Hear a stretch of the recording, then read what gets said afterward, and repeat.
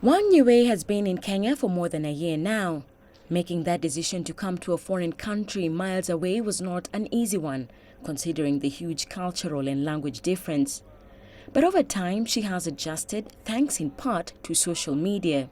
You know, when I came to Kenya, my student tell me, "Oh, teacher, you must have the WhatsApp." Yeah. So now I use WhatsApp every time. And when I went to China, went to Kenya, I used the Facebook. Yeah, I can. Oh, I can. I can see my students in their Facebook every day. Social media has become a prominent part of many young people's lives. Millions are joining these networks for both business and personal interactions.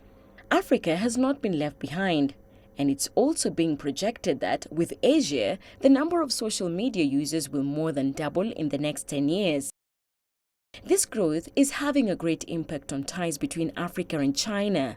As hundreds of Chinese immigrants come to Africa on different assignments, they're faced with various challenges, among them lack of opportunities to socialize. I can use QQ to connect with my mother, and my mother can see me in the radio. And I use WeChat connect with my friends who are all the world.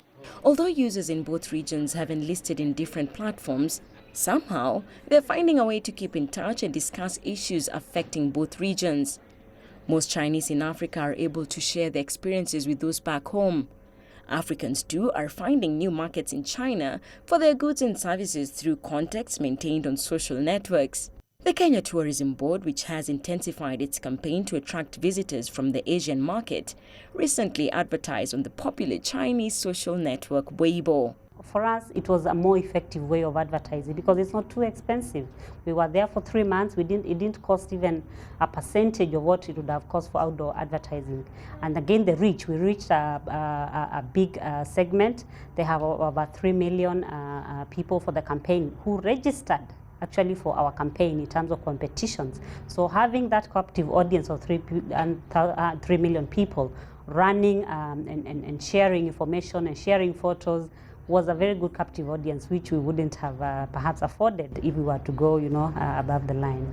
It's hoped that at some point in the future, the two regions would be able to share their social media experiences on similar platforms to further enhance the interaction. Ties between the two regions are bound to grow to greater heights, and despite the cultural and language barrier, personal interactions will become very necessary. So social media provides a bridge to that gap so that people like Belinda can keep in touch with people at home and also cement relationships anywhere and everywhere. Susan Mongeli, CCTV.